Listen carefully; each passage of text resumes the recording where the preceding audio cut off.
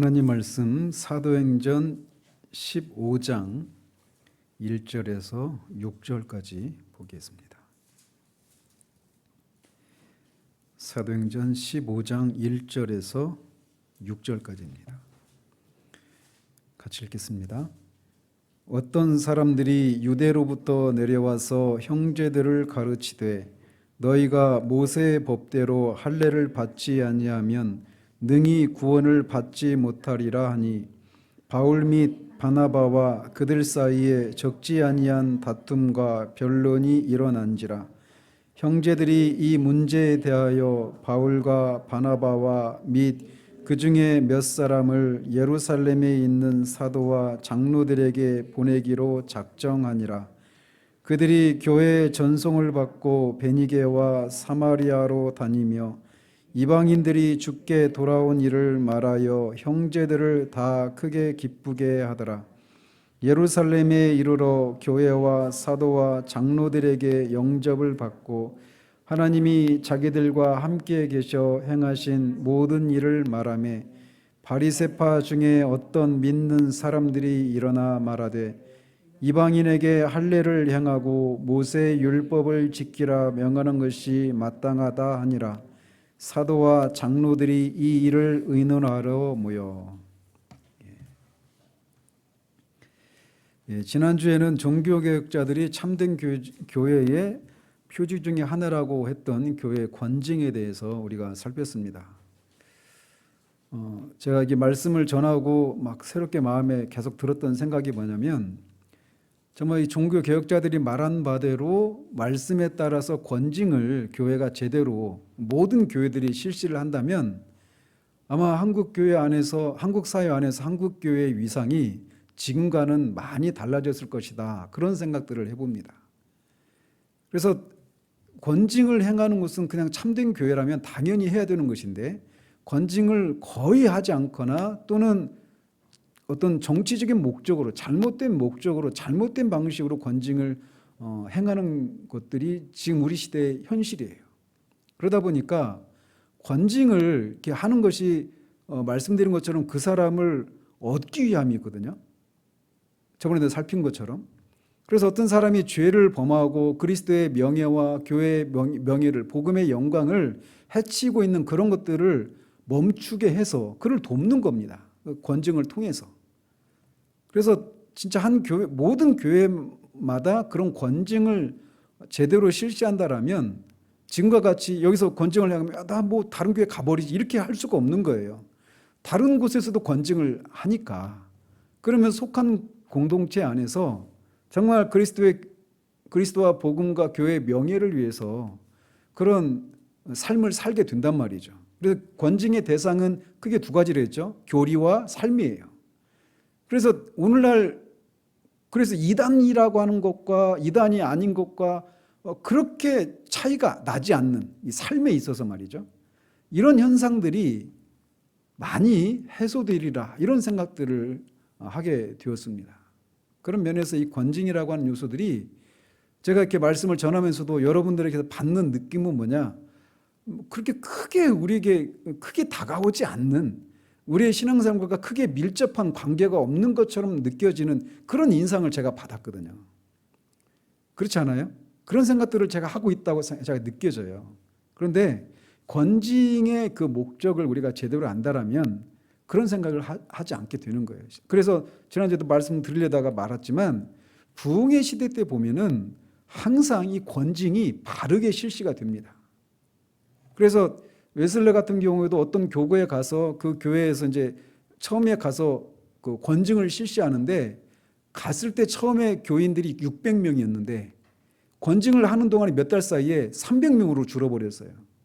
권징을 하니까 사람들이 그들의 교리와 그들의 삶에 대해서 이제 막 점검을 하는 거죠. 그런 과정에서 막 떨어져 나가는 거예요. 그러다가 다시 사람들이 모이는 겁니다. 이 권징은 그 한 사람의 어떤 명예를 훼손하기 위한 이런 차원에서 주는 게 아니에요. 그 사람을 막 교회에서 쫓아내는 것이 목적이 아니라 그 사람을 얻기 위함입니다. 그런 것을 통해서 결국은 그리스도의 명예와 복음의 영광을 회복하기 위한 차원에서 두신 것이기 때문에 이건 권징은 어떤 그 주님이 하라고 하신 거거든요. 이 권징도.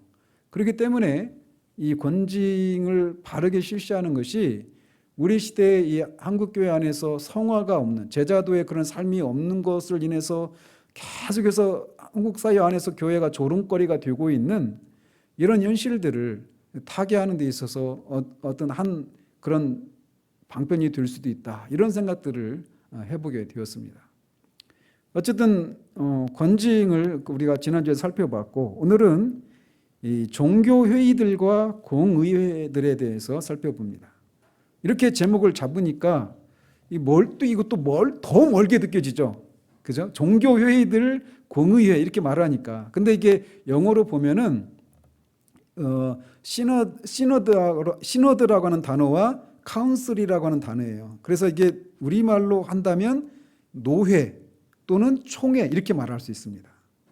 종교회의들은 노회의 개념으로 보시면 되고, 공의회는 총회의 이런 개념으로 보시면 돼요. 그래도 멀게 느껴지죠. 근데 그렇지 않다라고 하는 것을 우리가 살펴보면 됩니다. 자, 31장 1항 같이 한번 보겠습니다. 같이 읽겠습니다. 교회의 더 좋은 정치와 건덕을 위해서 일반적으로 종교회의들이나 공의회들이라 부르는 그런 회의들이 존재해야 한다. 그리고 감독자들과 기타 개교회 지도자들은 교회를 파괴하기 위해서가 아니라 굳게 세우기 위해서 그리스도께서 주신 직책과 권한으로 이런 회의를 결정하고 교회의 유익을 위해서 마땅하다고 판단될 때마다 자주 소집할 책임이 있다. 그래서 우리가 앞에 30장에서 살핀 대로 교회의 머리이신 그리스도께서는 각 개교회를 다스릴 권한을 교회 지도자들에게 주셨어요. 그리고 이 장로교의 전통에 따르면 교회 정치는 목사와 장로로 구성된 당회에서 행사가 됩니다. 그래서 이 목사도 장로예요. 그래서 목사는 가르치는 장로이고, 우리가 흔히 알고 있는 장로는 치리하는 장로입니다. 그래서 가르치는 장로와 치리하는 장로로 구성된 당회를 통해서 그렇게 교회 정치가 이루어지는 것이죠. 그러니까 대의 정치죠. 그죠? 그래서 그런데 이제 그렇게 정치가 이루어지는데 각 교회들은 고립해서 존재하거나 서로 다른 교회들과 관계를 맺지 않고 그렇게 존재해서는 안 된다라는 것이에요. 지역의 그 회중들은 보다 넓은 교회 다른 회중들과 관계를 맺어야 합니다. 왜냐하면 여기서 말하고 있는 것처럼 더 좋은 정치와 건덕을 위해서인 거예요. 건덕이란 뭐예요? 덕을 세우는 거예요. 그래서 여기서 말씀드린 것처럼 종교회의, 공의회라고 부르는 것은 어떤 노회나 총회 이렇게 생각하셔도 무방합니다. 그래서 말씀드린 것처럼 각 교회에서 교회에서 말씀에 따라서 그 교회에서 벌어지는 일들을 관장하고 정치를 바르게 하면 문제가 없을 거예요. 그렇지만 연약하잖아요. 그 인간적인 요소들이 들어올 수 있단 말이에요. 그렇기 때문에 각 교회에서 제대로 다루지 못하는 경우들이 있습니다. 그리고 어떤 경우들은 잘못 다루는 경우들도 있고, 어떤 경우에는 그 교회에서 감당할 수 없는 그런 문제일 수도 있어요. 오늘 우리 본문에 나오는 이 경우가 바로 그런 겁니다. 그래서 노예, 총회 이렇게 말하면 여러분은 한 번도 거기에 갈 일이 없으니까 그렇게 피부에 와닿지 않고, 오늘날 노예네 총회네 하는 이런 모습들이 이 말씀을 듣는 분 중에 목사님이 계시다라면, 그리고 또 그런 노예나 총회에서 일하시는 분들이 들으시면 서운하고 또는 괘씸하게 생각하실지도 모르겠지만, 일반 이 교인들이 받는 이 가지고 있는 생각들은 노예나 총회 하면 거기에서 정치 이런 거 하면 굉장히 부정적인 생각을 먼저 떠올리고 있는 것이 우리들의 현실이에요. 그리고 거의 얘기도 않고, 만약에 뭐 이렇게 어떤 교회에서 노예의 어떤 임원이나 또는 총회에서 어떤 임원으로 이렇게 그 수고하시는 그런 목사님들이 계신 교회에서는 더 많이 듣겠죠. 그런 얘기들을 아무리 해도. 근데 우리 교회 같은 경우는 그렇지 않잖아요. 그러다 보니까 그런 얘기, 제가 지금 노예를 언제 가는지도 모르시죠. 뭐 시찰에 가는지도 모르시고. 가끔 가요, 저도. 떨어져 있지는 않아요.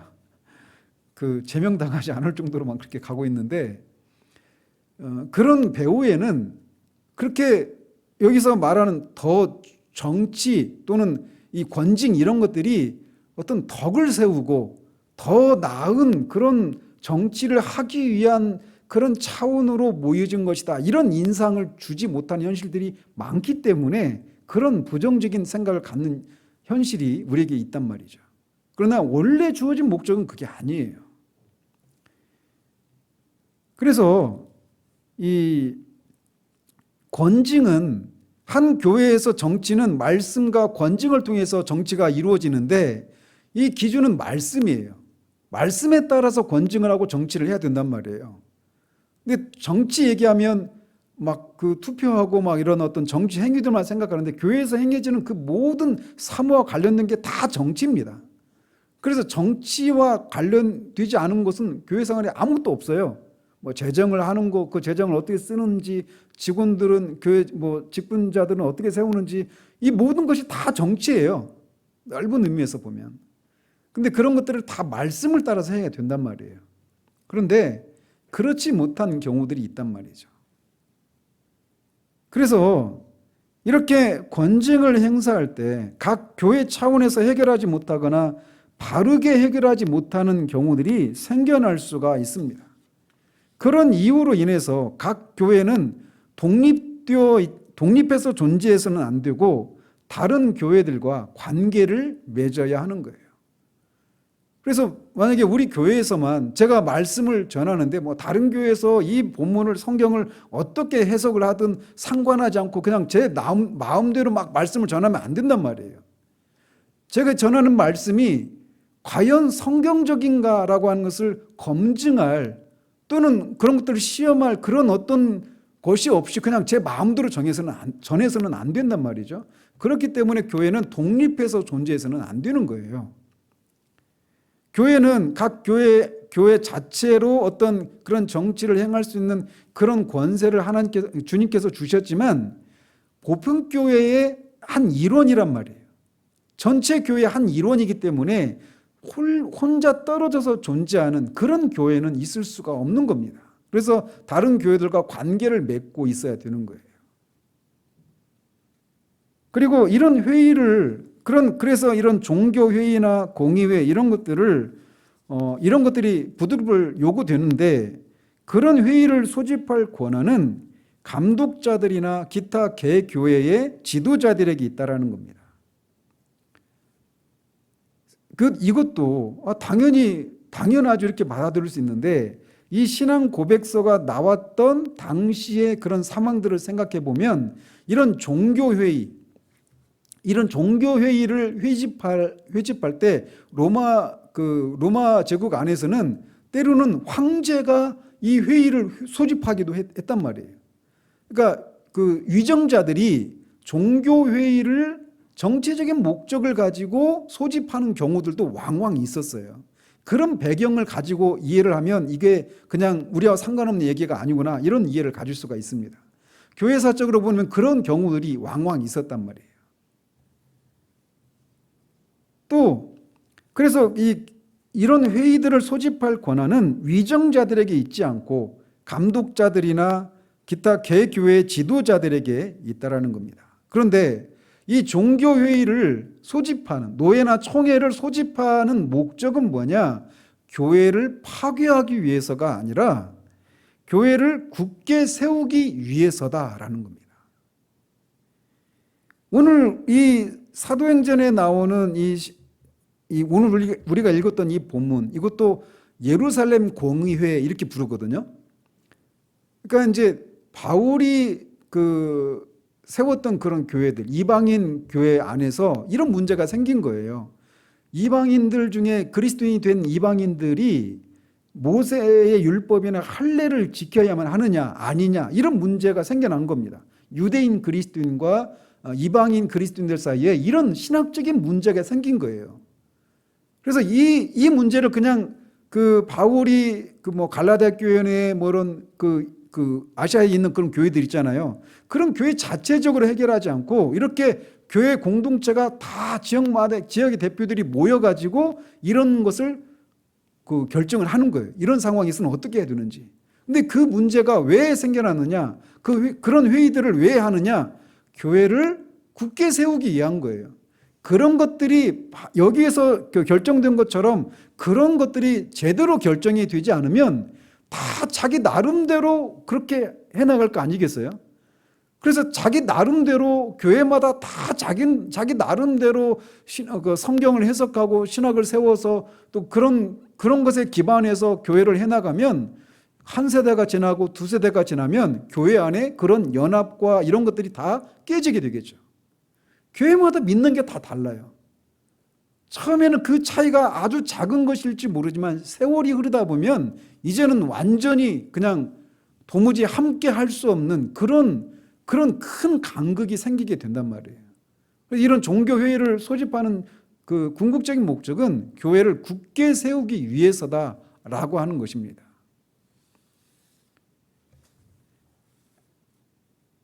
그래서 교회사를 살펴보면 다양한 이유들로 인해서 이렇게 수시로 이런 회의들이 생겨났습니다. 니케아 공의회, 콘스탄틴 공의회, 칼케돈 공의회 이런 식으로 그 지역 니케아는 니케아라고 하는 도시에서 소집된 공의회거든요. 그래서 그 소집된 도시의 이름을 따서 그 공의회라고 하는 이름과 함께해서 에베소 공의회, 칼케돈 공의회, 니케아 공의회 이런 데서 이제 중요한 신학적인 결정들을 교회가 그렇게 어떤 신앙 고백문을 작성한다든지 이런 형식으로 해서 교회가 믿어야 할 것들이 무엇인가를 이렇게 통일된 의견을 수렴하는 이런 과정들을 거칩니다. 근데 그 과정의 목적이 뭐냐? 교회를 파괴하게 한 것이 아니라 교회를 굳건하게 세우기 위한 것이다. 이래서 이런 노예나 이런 총회 이런 것이 없이 그냥 나 혼자 믿을래요 이렇게 해서는 안 돼요. 오늘날 우리 안에도 한국교회 안에도 독립교단이라고 하는 교단이 있어요. 거기는 어느 곳에도 속해 있지 않습니다. 그래서 그 교단 안에는 신학적인 배경이 다양합니다. 모든 교단에 그런 교회들이 들어와 있어요. 근데 그 교단의 그 신학이 뭐냐라고 물으면 교회마다 다 달라요. 그러니까 어떤 상급 기관의 그런 간섭을 받지 않고 그렇게 하려고 하는 또는 어떤 교단에서 문제가 있어서 그렇게 교단에서 나와서 어떤 교단에서 속하지 못한 채 그렇게 자기들끼리 그렇게 모여 있는 그런 경우들이 있단 말이에요. 그런데 공의라고 하는 것이 종교회의라고 하는 것이 이렇게 교회를 파괴하기 위한 것이 아니라 교회를 세우기 위해서 보편교회의 일원으로서 당연히 다른 교회와 그런 관계를 맺어야 된다라고 하는 이런 논리를 따르면 그것이 과연 성경적인가라고 하는 그런 생각을 우리가 해볼 필요가 있는 거예요. 근데 오늘날 심지어는 저도 합동교단에 속해 있지만 그리고 합동교단이 헌법이나 이런 것을 통해서 우리가 믿는 게 무엇인가라고 하는 것을 걸어놓고는 있지만 실제적으로 교회 안에 들어가 보면 각 교회에서 그 믿는 바, 그 신앙을 고백하는 내용들이 차이가 있어요. 제가 총신을 나왔잖아요. 총신을 나왔는데 사람들이 이게 총신의 그런 신학을 하면 그 신학에서 그 신학적인 배경을 가지지 않은 사람들이 그 안에 들어오면 자기가 배워온 신학과 거기서 가르치는 신학의 충돌이 일어나야 되잖아요. 그래서 자기 신학이 바뀌든지 그 신학에 동조해서 자기 신학이 바뀌든지 아니면은 난 이게 옳지 않다 하면 그거를 받지 않고 그냥 나가든지 해야 되잖아요. 근데 그런 충돌이 일어나지 않습니다. 전혀 충돌이 일어나지 않아요. 그래서 총신에 들어왔는데 신앙의 배경은 오순절적인 신앙 배경을 가지고 온 사람이 총신을 하고 목사까지 받았는데 총신 소속인데 합동 소속인데 오순절적인 그런 묵결을 하는 거예요. 이런 일들이 지금 비일비재하다는 말이에요. 그러니까 이 노회나 총회에서 신학적인 그런 것들이 각 교회마다 이런 점검이 안 되기 때문에 이런 일이 일어난다는 거예요. 그러나 워낙에 이런 노회나 총회, 이런 종교회나 공예회가 주어진 목적은 그런 것을 관장하기 위해서인 거예요. 그래서 더 나은 정치와 이 그런 유익을 위해서 이런 것들이 필요하다라는 것입니다. 자, 2항을 보도록 하겠습니다. 2항 같이 읽겠습니다. 아래의 권한은 종교회의들과 공의회들에 속한다. 즉 신앙에 대한 논쟁과 양심의 문제들을 목회적 차원에서 결정하는 것, 하나님께 드리는 공적 예배와 그 교회의 정치를 더욱 질서 있게 하기 위한 규칙들과 지침들을 정하는 것, 실정이나 실책이 있는 경우 불평과 고소를 접수하는 것, 그리고 그와 같은 것을 권위 있게 결정하는 권한을 가지고 있다. 이 같은 결정들이 만일 하나님의 말씀에 일치한다면 그 결정들이 말씀과 일치하기 때문만이 아니라 말씀으로 그 회의들에 부여된 권세로 그것들은 하나님의 규례가 되었기 때문에도 그 판결과 결정들을 존경하고 복종하는 마음으로 받아들여야 한다. 그래서 이 항에서 다루고 있는 것은 이 종교회의나 공의회에서 결정하는 내용이 무엇인가 이걸 말하고 있고, 그런 종교회의나 공의회에서 결정된 것들이 그런 결정들에 각 개교회는 어떻게 그것을 대해야 하는가, 그것의 권위는 어디까지인가 라고 하는 것을 다루고 있는 겁니다. 그래서 거기서 다루는 것은 신앙에 대한 논쟁과 양심의 문제들을 목회적 차원에서 결정하는 거예요. 그래서 예루살렘 공회에서도 다룬 것이 바로 이 내용이죠. 그죠? 그래서 신앙에 관한 논쟁과 양심의 문제들을 목회적 차원에서 결정을 해야 합니다. 그러니까 이런 문제들은 한 교회 안에서 자체적으로 결정하기에는 벅찬 그런 주제들인 거예요. 그래서 그 상급의 그런 여러 교회들의 그런 상급기관들인 노회나 더 높은 차원의 그런 상급기관인 총회에서 이런 문제들을 다루는 것이죠. 그래서 실제로 이런 일들이 총회에서 실제로 이루어지고 있어요. 그런 것들이 각 개 교회별로 제대로 전달이 안 되고, 그리고 또 그런 어떤 신앙과 관련된 양심의 문제들과 관련된 이런 문제들이 그렇게 많이 결정되는 현실이 일어나고 있지 않기 때문에 이런 일을 하고 있는지 의문을 가질 수 있지만 실제로 그런 일이 일어나고 있습니다.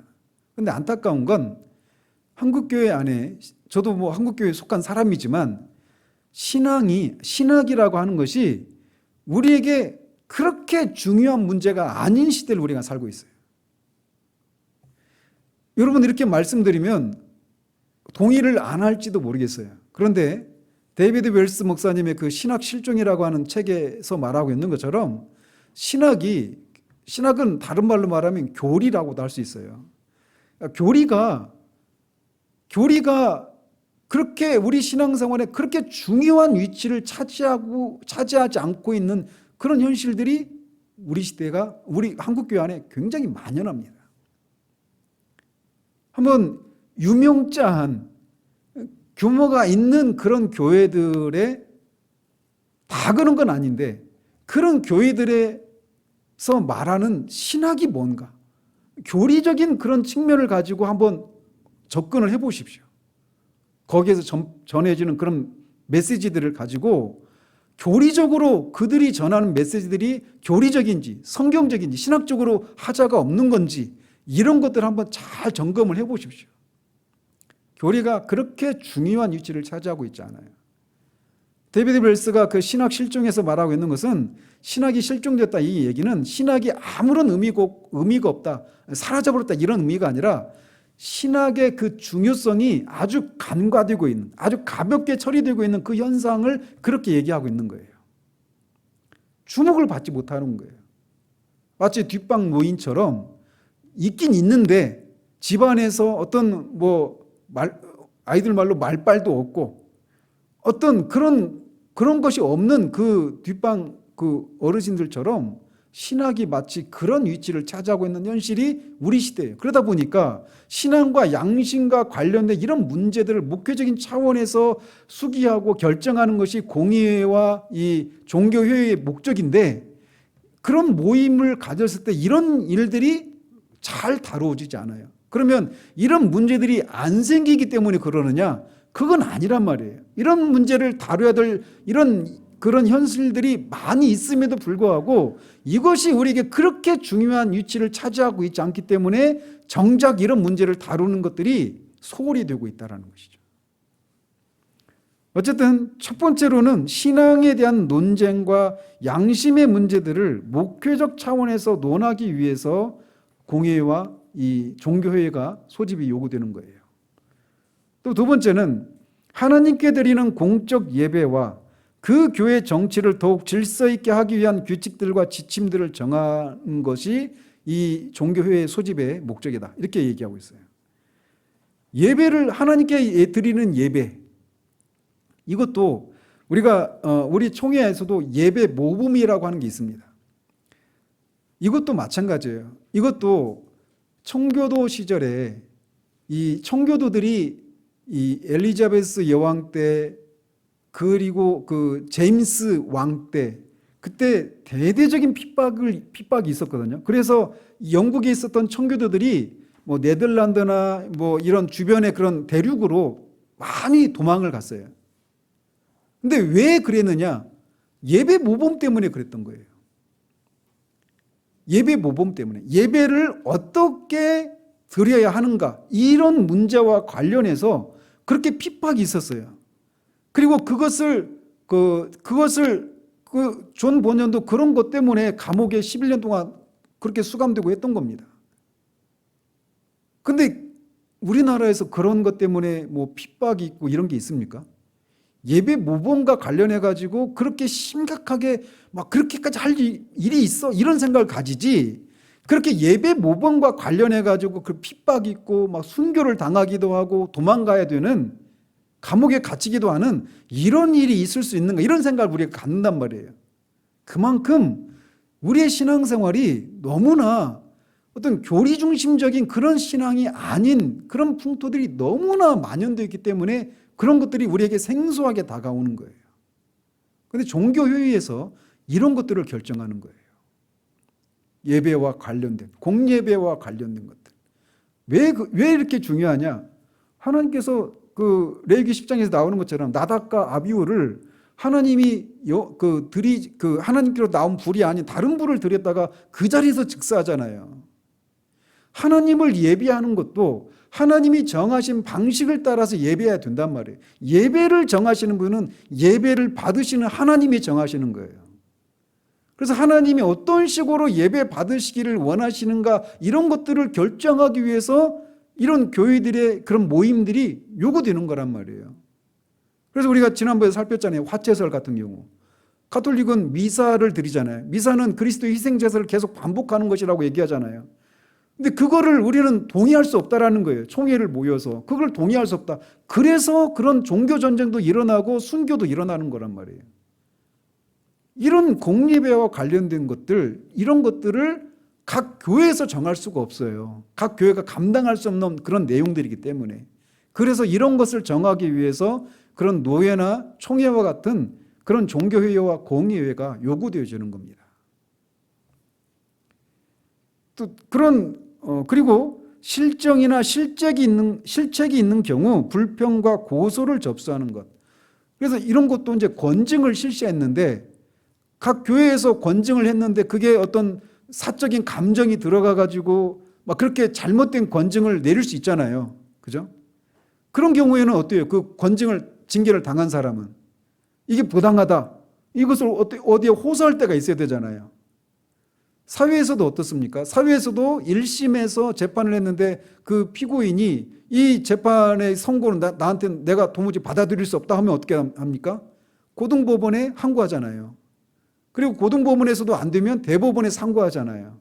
삼심제를 두잖아요. 그런 것처럼 각 교회에서도 어떤 권징이나 이런 것들이 이건 불평하다, 부당하다 이런 결정이 났을 때 그것을 그 상고하는 노회가 그래서 요구되는 겁니다. 그리고 노회에서도 제대로 된 그런 판단이 안 된다. 그럼 삼심제예요. 총회에서 그것을 결정하는 거예요. 그래서 이런 차원에서도 우리가 개인적으로 권징을 당할 일들이 거의 없지만 그래도 이런 일들이 있는 경우에는 그런 것을 위해서라도 이런 게 요구되는 것이죠. 그래서 총회나 이런 노예들이 이런 게 있어요. 여러분의 신앙생활 가운데 이런 일들이 한 번도 겪지 않을 수 있습니다. 겪지 않기를 바라요. 그게 더 옳은 거니까. 그렇지만 그런 경우가 있을 때 이런 제도가 있다라는 거예요. 이것도 어때요? 결국은 궁극적으로는 이런 것을 통해서 사회에서도 이런 삼심제도를 둬서 삼심제를 거쳐도 유권 무죄, 무권 유죄 이런 현상이 벌어지잖아요. 무전 유죄, 유전 무죄. 그런데 사회에서도 그런데 안타깝게도 교회 안에서 그런 일들이 있을 수 있어요. 그럼에도 불구하고 그것을 최소화하기 위한 방책이 뭐냐? 이렇게 상급기관을 두는 겁니다. 그리고 그와 같은 것을 권위 있게 결정하는 권한을 이 종교회의와 공의회가 가진다라는 겁니다. 그러면서 그런 종교회의나 공의회에서 결정된 것들에 대해서 우리는 어느 정도까지 받아들여야 되느냐 또는 어떻게 그것에 대해서 우리는 어떤 입장을 취해야 되느냐 이게 이제 뒤에 있는 거예요. 이 같은 결정들이 만일 하나님의 말씀에 일치한다면 그 결정들이 말씀과 일치하기 때문만이 아니라 당연히 하나님의 말씀에 일치한다면 당연히 그것을 따라야 되겠죠. 그런데 그것 때문만이 아니라 그 회의에 대한 권위를 말씀에 의해서 그 회의가 권위가 부여되었기 때문에 그런 것 때문에라도 거기에서 결정된 것들을 우리가 받아들여야 한다는 거예요. 그래서 이 노예나 총회의 권한이 그래서 중요한 거죠. 그래서 가장 기본적으로 그 모임이 말씀으로 통제되어야 한다라고 하는 이 원칙이 반드시 있어야 되는 거예요. 그런데 안타깝게도 그렇지 못한 일들이 있거든요. 그래서 이제 이런 문제를 얘기를 하고 있는 것입니다. 자, 그리고 사망 한번 보십시다. 같이 읽습니다. 사도시대 이후로 모든 종교회의들이나 공의회들은 일반 회의든 특별 회의든 실수할 수 있으며 많은 회의가 오류를 범했다. 그러므로 그 회의들을 신앙이나 실천의 규칙으로 삼아서는 안 되고 신앙과 실천에서 도움을 주는 것으로 사용해야 한다. 자, 여기서 말하고 있는 것은 이렇게 종교회의나 공의회가 이런 필요들에 의해서 소집이 되어서 어떤 결정들을 내렸어요. 교회사적으로 보면. 그런데 그렇게 내린 결정들이 때로는 오류를 범하는 일이 있을 수 있다는 거예요. 그래서 우리 개신교 진영에서도 마찬가지고 그 로마 카톨릭에서도 마찬가지예요. 로마 카톨릭에서도 그런 공회들이 모인단 말이에요. 우리도 모이는 것처럼. 그래서 트렌트 공회랄지, 이 트렌트 공회는 종교 개혁에 대해서 반동으로 모인 그런 공회인데 거기서 그런 데에서 교황 무호설이랄지 동정녀의 그런 그 무음 수태설이랄지 또는 그 무염시태라고 하죠. 무염시태. 그리고 몽소 승천. 죽지 않고 천국에 올라갔다고 하는 그런 결정들이 그런 공의에서 결정된단 말이에요. 명백하게 오류잖아요. 그죠? 그런 오류들이 범해지는 경우들이 있어요. 개신교 진영 안에서도 마찬가지입니다. 그래서 노예나 총회에서 결정된 것들이 잘못된 경우들이 있을 수 있다라는 거예요. 그런 경우에 그런 경우들이 있기 때문에 종교회의에서 결정된 것들은 성경에서 말하고 있는 것과 어떤 이 무게를 잴 때 어떤 위치를 차지하고 있는가 이 문제를 여기 사망에서 다루고 있는 겁니다. 그래서 오직 성경으로 솔라 스크립투라라고 하는 이 종교개혁의 원리에 따르면 우리 양심은 오직 하나님의 말씀으로만 구속함을 받아야 된다. 이렇게 말을 하고 있어요. 다른 말로 말하면 성경만이 우리의 신앙과 삶의 유일무이한 무오한 그런 규칙이다. 이렇게 얘기하고 있단 말이에요.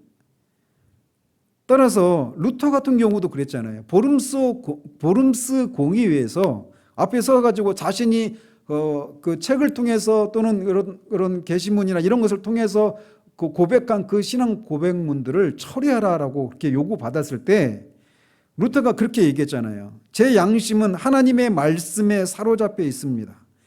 만약 여러분들이 제가 틀렸다는 것을 성경으로 보여줄 수 없다면 저는 처리할 수 없습니다. 이렇게 대답을 했잖아요. 그래서 여기서 사망에서 말하고 있는 것은 종교회의나 공의회들은 신앙이나 실천의 규칙으로 삼아서는 안 되고 신앙의 실천에서 도움을 주는 것으로 사용해야 한다. 이렇게 말을 하고 있는 거예요. 그러니까 우리가 지금 웨스트민스터 신앙고백서 하고 있잖아요. 이것도 총회에서 결정한 거잖아요. 이 웨스트민스터 신앙고백서가 성경과 같은 권위를 갖는 게 아니라는 거예요. 왜? 여기도 오류가 있을 수 있으니까. 오직 성경만이 플로리 있어야 하는 거예요. 오류가 없는 겁니다. 성경만이.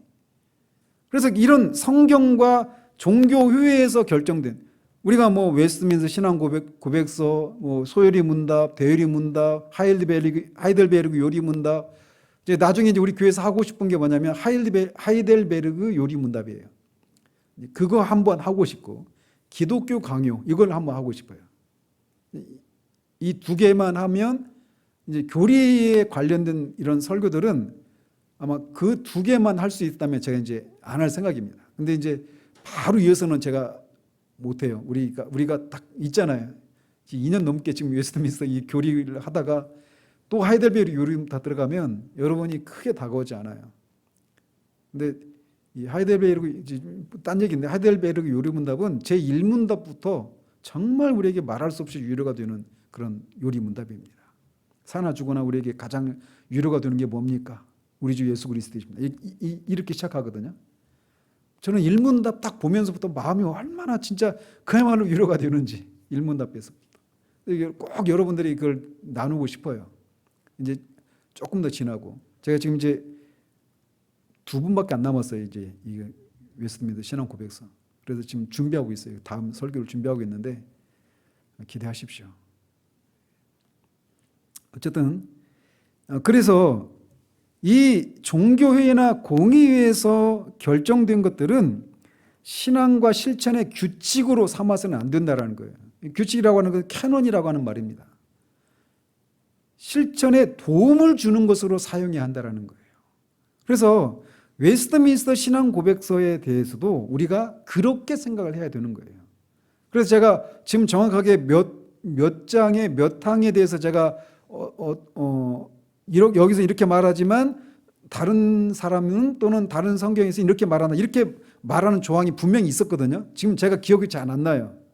근데 그런 식으로 제가 말을 하는 이유가 뭐냐? 웨스트민스터 신앙 고백서는 성경이 아니니까 그러는 거예요. 이건 우리의 신앙에 도움을 주는 것으로 받아야지 성경처럼 우리가 받아서는 안 된다라고 하는 것을 말하는 거예요. 왜? 거기에서 모인 사람들이 성경을 기록한 그 성경 저자들처럼 성령의 감동으로 영감을 받아서 그렇게 기록한 게 아니기 때문에 그런 거예요.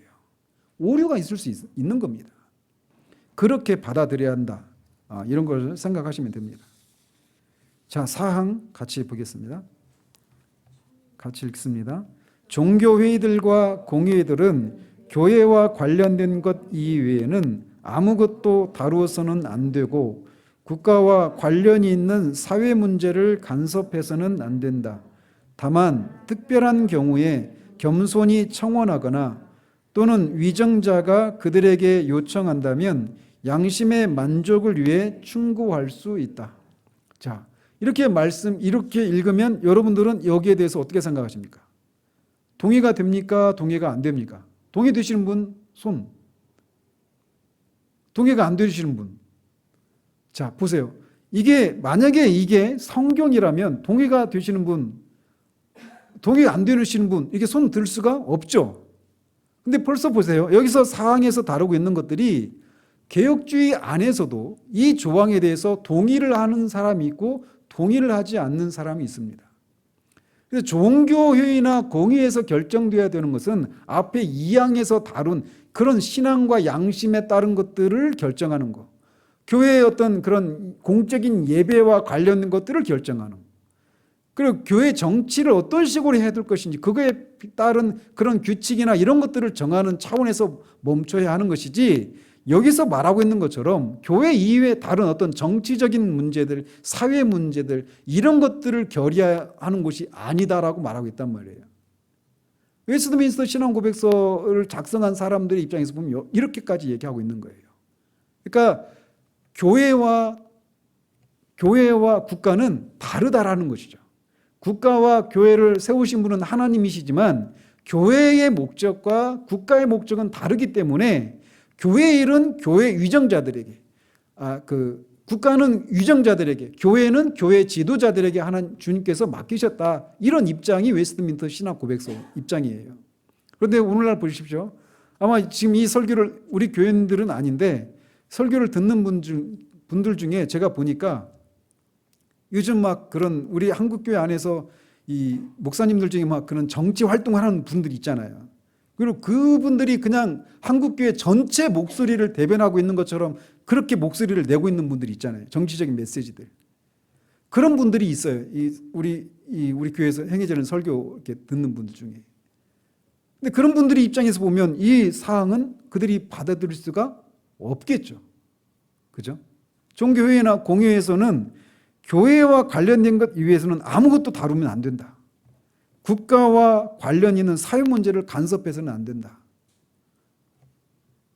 다만 특별한, 그래서 이 사항도 말씀드린 것처럼 논쟁이 있어요.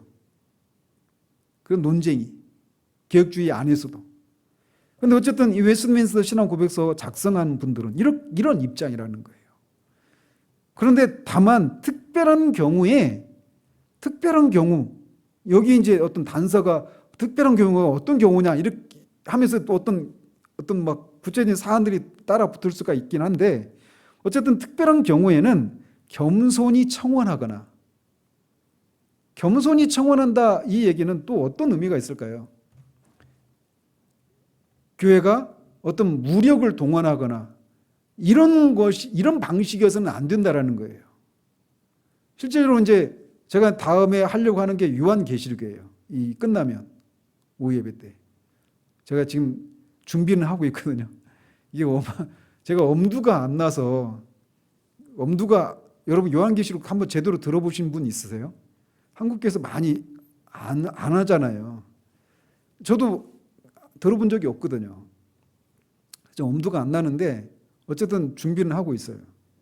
그런데 거기서도 보면 그 교회가 늘 핍박을 받았잖아요. 교회 역사 가운데서 교회가. 근데 핍박을 받았을 때 그들이 언제 한번 막 창 들고 칼 들고 막 그런 핍박하는 사람들과 전쟁을 벌이고 이런 일이 있었나요? 늘 순교를 당하는 입장이 있었어요.